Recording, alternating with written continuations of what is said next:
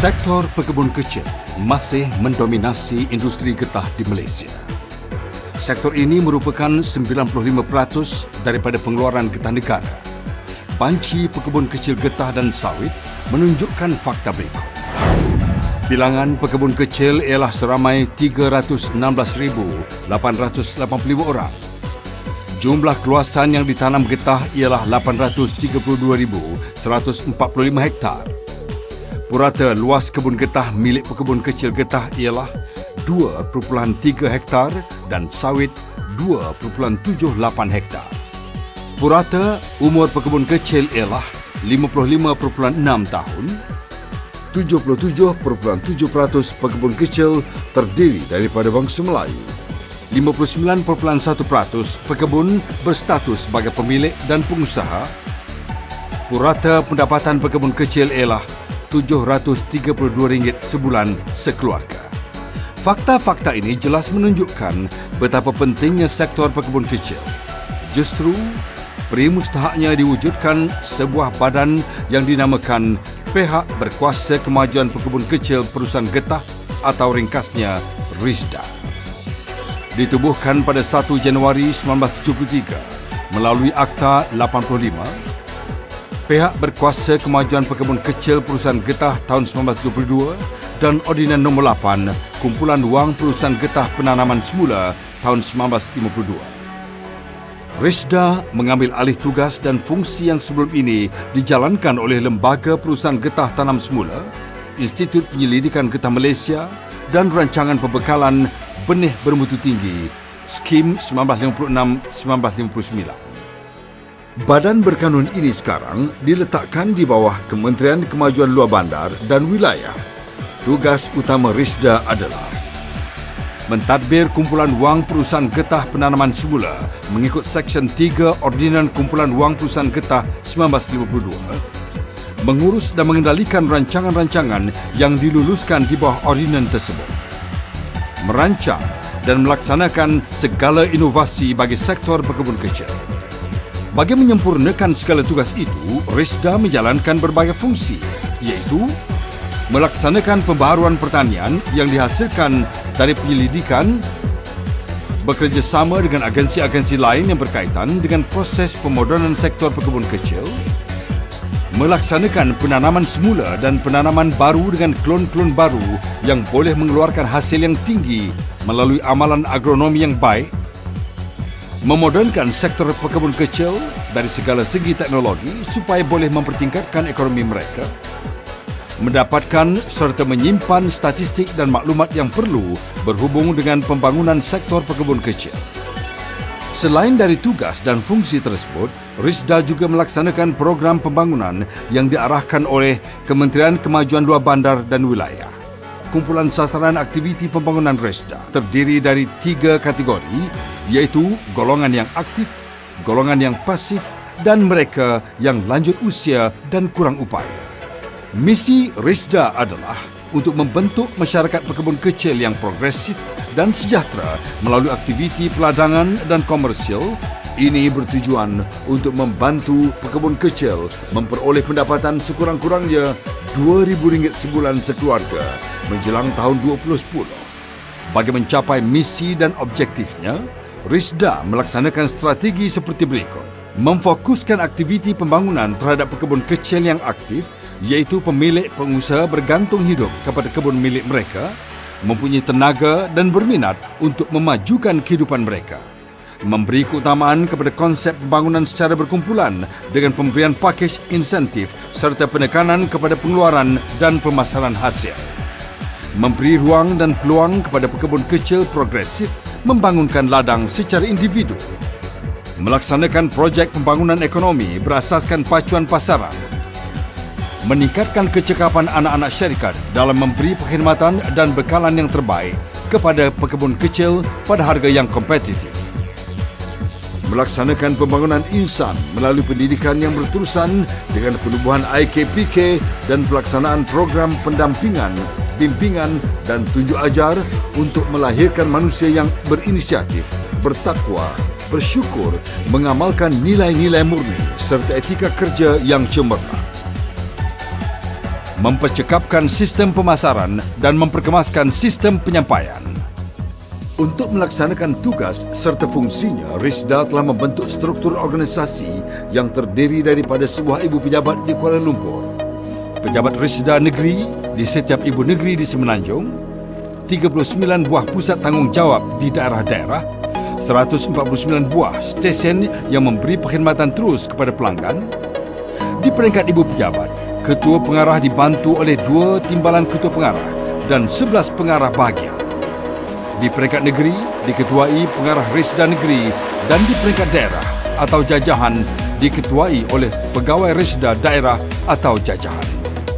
Program pembangunan pekebun kecil yang dilaksanakan oleh Risda mengandungi 5 flagship atau teraju utama, iaitu program pembangunan tanam semula dan peladangan, program pembangunan ekonomi tambahan, program pembangunan ekonomi komersial, program pembangunan institusi pekebun kecil, program pembangunan ahli isi rumah. Melalui flagship 1, iaitu program tanam semula dan peladangan, sebuah kebun getah tua layak ditanam semula. Program ini dilaksanakan melalui 3 pendekatan, iaitu tanam semula berkelompok, tanam semula komersial dan tanam semula individu. Bagi menjayakan program tanam semula ini, selain dari bantuan kewangan, Risda membantu dalam pelbagai aspek termasuk pembekalan benih, pemindahan teknologi dan pembekalan lain-lain input pertanian yang diperlukan oleh pekebun kecil.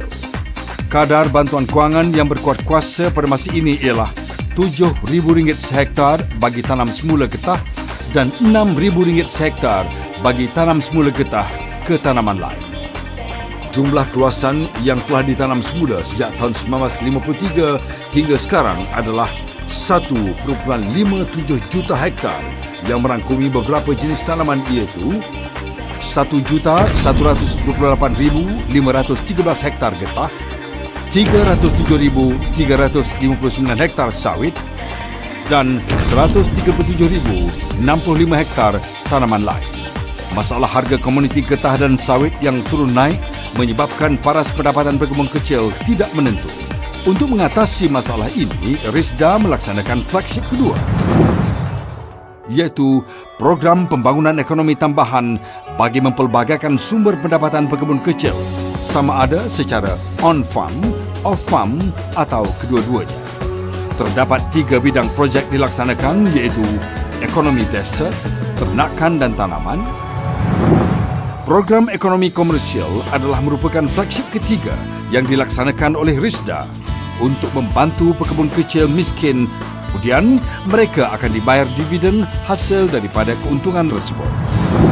Flagship keempat ialah program pembangunan institusi pekebun kecil bertujuan untuk menggembling tenaga, modal dan kemahiran ahli-ahli ke arah membangunkan masyarakat pekebun kecil.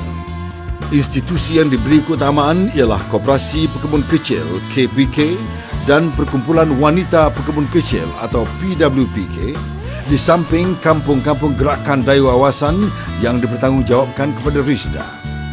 Selain dari KPK dan PWPK, Risda juga telah menggalakkan dan memainkan peranan dalam penubuhan badan koperasi peringkat kebangsaan bernama Koperasi Pekebun Kecil Nasional Berhad atau ringkasnya NASCO. Koperasi ini merupakan badan induk kepada koperasi-koperasi pekebun kecil peringkat negeri dan daerah. Flagship kelima ialah pembangunan ahli isi rumah pekebun kecil. Melalui pendekatan ini, Risda memberi tumpuan terhadap pembangunan modal insan melalui latihan formal dan informal.